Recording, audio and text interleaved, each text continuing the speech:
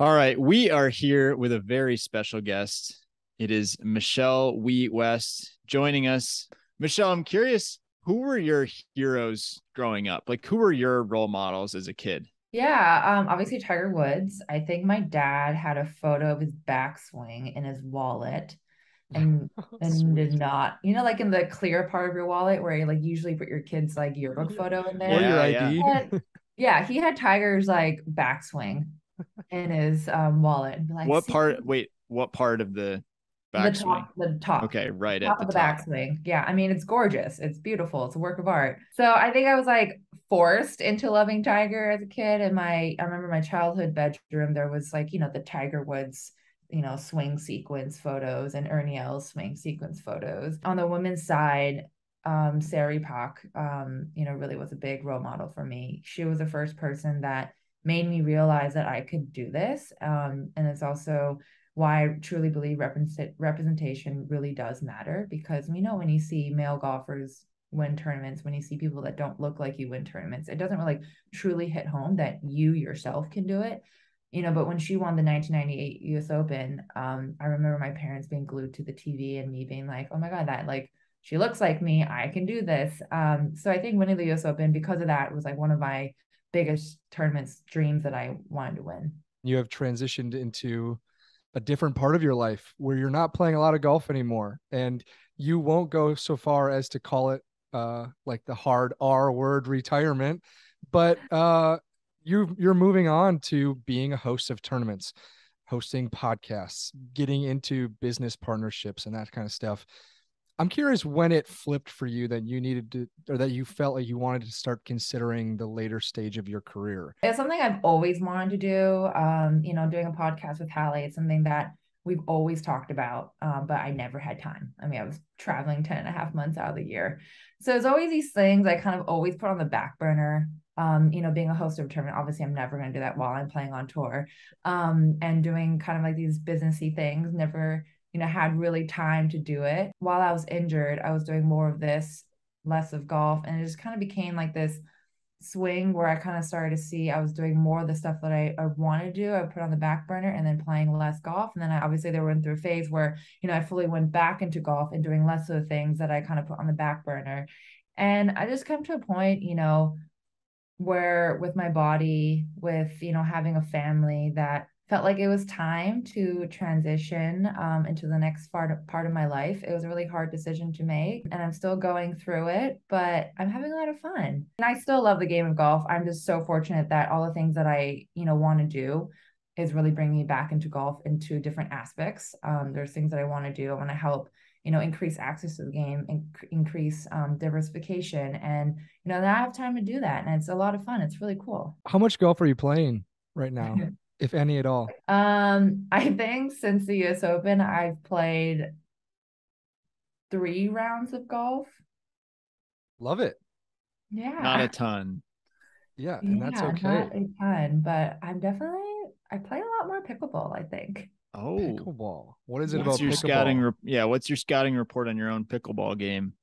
I mean, the same reason why I quit tennis. I'm really heavy on my feet, but I feel like I have pretty good hand-eye coordination. I've got some speed with my swing. So I like to smash the ball, which supposedly in pickleball you don't really do. You're supposed to Mm. dink, but I like to smash the ball for sure.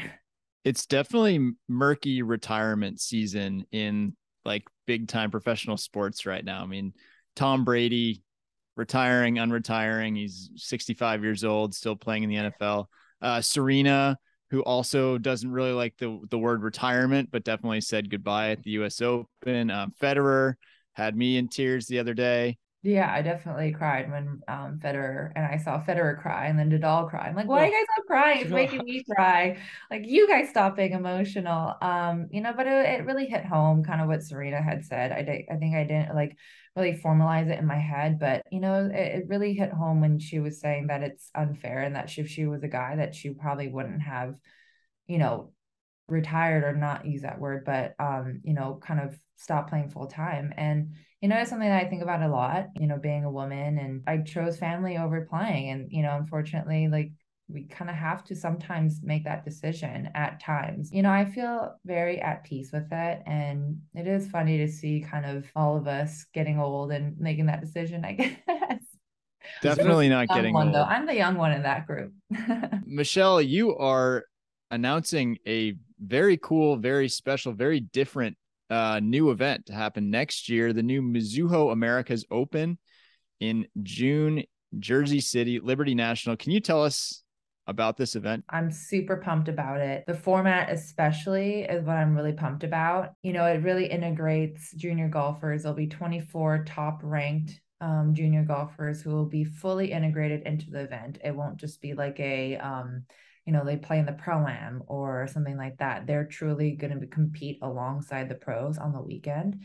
Obviously, with logistics, it was a really hard to figure out. So kudos to both Mizuho, AJGA, and the LPGA for figuring that out, because the logistics are very tough. But it's going to be 120 pros. The amateurs will play by themselves on Thursday and Friday, just because it's really hard to figure out who gets to play with who. And then on the weekend, they will cut to 50. But 50 to 70 will still get paid out, thanks Mizuho, and will still get points and world ranking points and all of that. But then it'll be, you know, the juniors will have their own field and the LPGA will have their own field, and each respectively will play for a trophy. So the 1-2 on the leaderboard leaning into the weekend will play with the number 1 junior on Saturday, and it'll kind of go down from there on. So it's really cool. All week they'll go through media training, they'll go to the pro-am party, they play in the pro-am, really get a taste of what it's like to be a pro.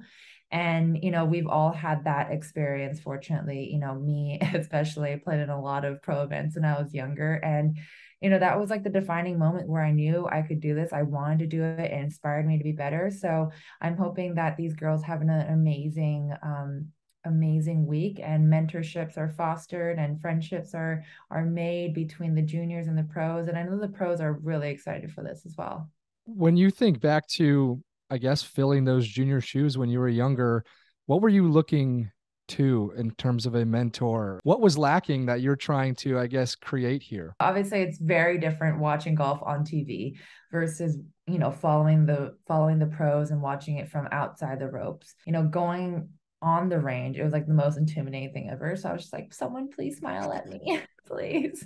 But you know, I had a great experience. Even when I played on the PGA Tour, you know, Ernie came up to me and asked me if I wanted to play a practice round with him. And I was like, oh my God, yes. And it's like stuff like that that makes such an impact on a junior's life. And, you know, when I played on the LPGA Tour, you know, Meg Mallon and Beth Daniel, they really, you know, took me in and were so nice to me and would play in practice rounds with me and kind of tell me where to go, what to do. And it's stuff like that that's just so special. Nothing was, you know, set up in an artificial way. It was just really organic. Every pro that has gone on to play the circuit has an experience of being a junior golfer. So we all know the flip side. So I think every pro that's going to be in the situation is going to be really excited to see the juniors, because we've all been there. Why New York City? It's a long way from where you are right now.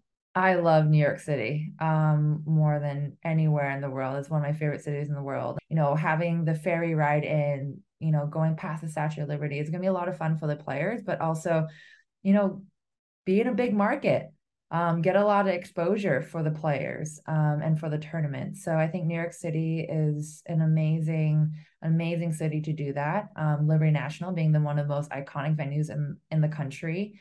I think it's going to be an amazing match. Non-golf question. Dylan and I both lived in New York City for quite a while. I lived there for 7 years. Dylan, would you 4, 5 years? Yeah, 4 years. All right, Michelle, what's your favorite part of New York City that you don't get to see very often, or what's the first thing you're doing when you get back to the city? Oh man, you know, the thing is, I know the trash bags are disgusting, but I have to say there's no more nostalgic feeling than walking around the city Oh in my the God. summer and there's black trash bags everywhere and it smells like piss. I don't know, those two combined just really Her hits home for favorite me. thing is I the love garbage. that that's the first thing that came to your mind. Yeah, I was thinking of like, oh man, where would I go sit down for dinner? Maybe go get a cocktail. Michelle's like, show me that trash. Throw me that trash, New York City.